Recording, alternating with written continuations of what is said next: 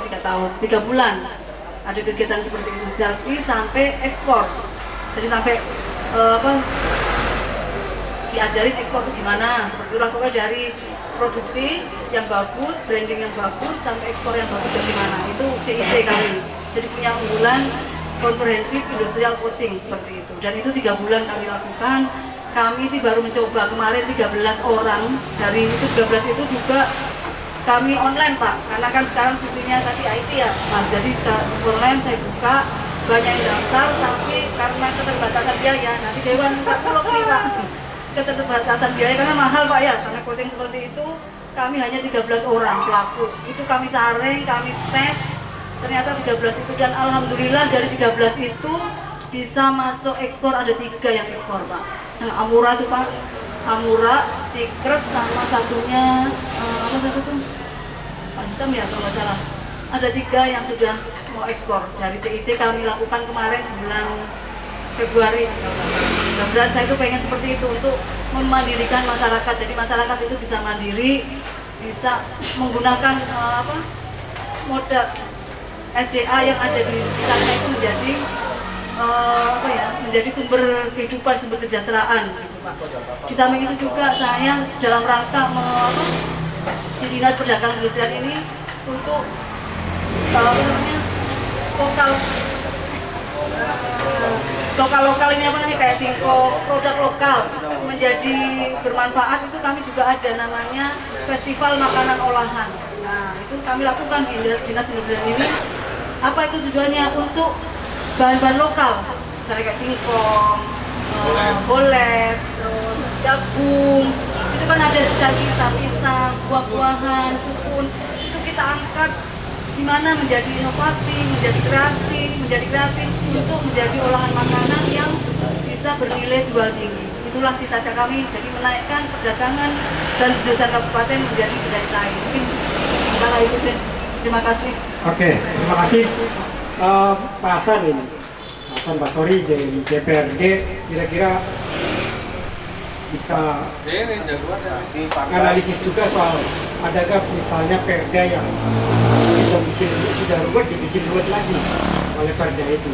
Jadi kan kondisinya seperti itu. Nanti ada ibu ada anak menyusui ibunya, dan jangan-jangan yang disusui disperindak nantinya, dan dimakannya UMKM. Bisa jadi seperti itu, atau gimana? Silakan Pak. Ya baik, terima kasih. Assalamualaikum warahmatullahi wabarakatuh. Saya hormati sama sahabat dengan semua. Saya belum bisa sebutkan satu-satu. Baik, pertama saya sebelum memberikan beberapa hal, saya ingin memulai. Sebenarnya saya baru kembali ke Cirebon. Saya asli dari Cirebon, Greget. Saya ada spirit yang barangkali PKB, mohon maaf. Saya dari PKB, Hasan Basori dari Dapil 7. Komisinya 1 kebetulan. Belum nyambung, tapi karena belum ada keterwakilan jadi saya hadir di sini. Ada semangat yang dikeluarkan oleh Sunan Gunung Jati bahwa kalimat isu titip tajam dan fakir miskin itu, saya akan menggaris fakir miskin, bahwa spirit dari kalimat fakir miskin itu adalah pertama, kita harus punya gitu, karena dititipi orang nggak punya. Yang kedua adalah bahwa ada social responsibility yang menjadi tanggung jawab. Nah, konteks kedua ini saya ingin mengeluarkan sebenarnya untuk ruh masyarakat Kabupaten Cirebon adalah social entrepreneurship yang harus kita bangun. Saya pada saat kampanye sedikit melakukan pemetaan sosial. Jadi ada permasalahan mendasar di masyarakat kita. Saya tidak mengeneralisir ya. Ini walaupun tapi ini cukup mewakili. Yang pertama adalah kita di 412 desa. Saya coba ambil berapa 412 dan 12 kelurahan. Jadi 424. Nah, walaupun potensialnya besar. Pertama, masyarakat di kita itu yang pertama mentality. Mentality itu sebut saja ketika ada acara resmi, acara apa, disuruh ke depan isin berarti kan mental malu. Deh, yang terbayang yang ngarep gitu. Jadi mentality ini perlu diubah. Dalam konteks bisnis sebenarnya banyaknya adalah konteks pemikiran instan. Sekian usaha kudu anak isu hasilnya gitu, cepat. Ini menjadi permasalahan. Yang kedua adalah akses terhadap informasi yang lemah. sebut saja misalkan kebijakan Kementerian Desa dalam mengembangkan ekonomi kreatif apa atau hal yang lain koperasi ini juga saya pikir saya tidak menyalahkan OPD terkait, tetapi memang kondisinya seperti itu. Itu keterbatasan akses.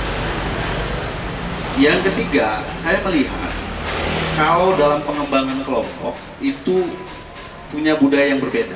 Misalkan kita ini bikin kelompok, ketika kelompok ada ketua kelompoknya, karena dasarnya kelompok bareng, ini satu sama lain saling mengandalkan.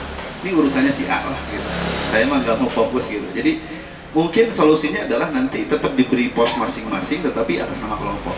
Ini pertama. Jadi saya melihat bahwa kenapa mentality dan informasi atau ini terbatas, karena memang ini menjadi dasar bahwa sebenarnya yang kita bangun pertama adalah SDM gitu. Nah, kedua, saya mencoba out of the box peran DPRD. Saya tahu saya bagi dua peran DPRD itu. Pertama, peran secara struktur, bahwa saya sebagai anggota DPR dalam undang-undang disyaratkan legislasi, budgeting, pengawasan. Itu peran struktur, bahwa keberadaan saya punya masyarakat Cirebon. Tapi saya membagi peran satu lagi, peran sosial atau peran politik. Saya di situ harus punya moralitas, peran moral. Satu apa? Social actor. Nah ini tadi, peran SDM, masalah SDM ini harus menjadi peran DPR juga. Kedua, inovasinya tadi muncul. Kalau bahasanya Cirebon, sebut saja masyarakat Cirebon, misalkan apa sih potensi lokal yang bisa digali? Mungkin terus karena lingkungannya kondisi membatik, orang tertarik membatik, tapi belum tentu orang greget dengan kondisi hanya ada pohon-pohon dan hutan beta. Maka saya pikir peran DPR itu yang paling utama, peran moral adalah bagaimana menjadi sosial aktor dan inovasi di dapilnya. Ini yang harus penegasannya. Lalu tadi hubungan dengan peraturan daerah, saya belum mengkaji. Memang berdasarkan data yang saya lihat selama 5 tahun periode terakhir ini, saya lihat peraturan daerah belum ada peraturan yang diinisiasi dari DPR. Semuanya berinisiasi dari SKPD, eksekutif lah. Artinya saya nggak tahu ya kenapa terjadi demikian.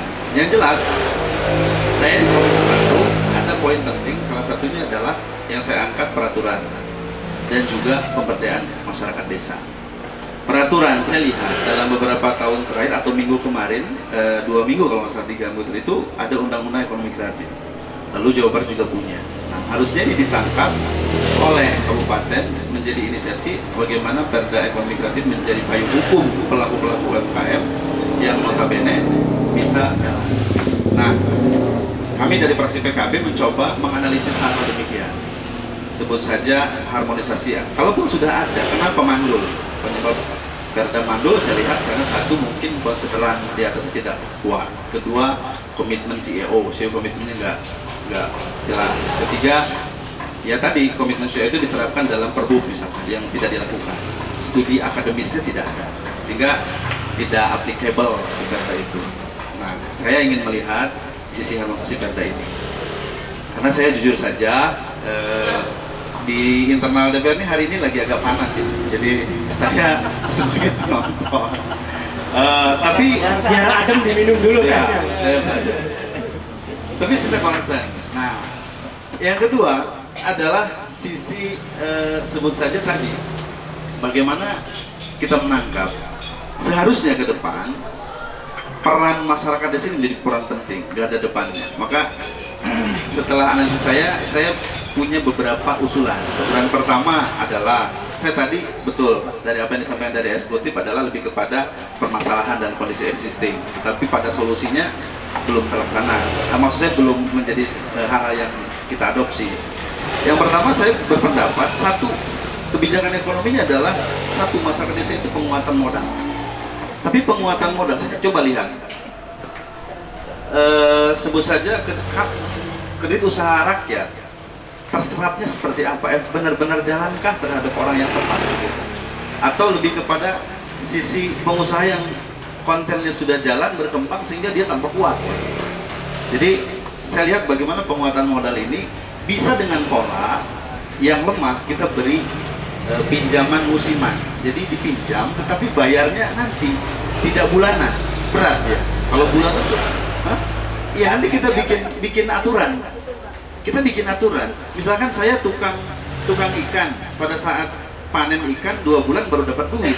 Bulan pertama saya bisa bayar. Konten ini yang harus kita kaji secara lokal, bahwa permodal itu harus walaupun sebut saja banyak orang yang butuhnya agak besar, di antara yang 5, 15 juta, 15 juta itu aja untuk penguatan tambah. Karena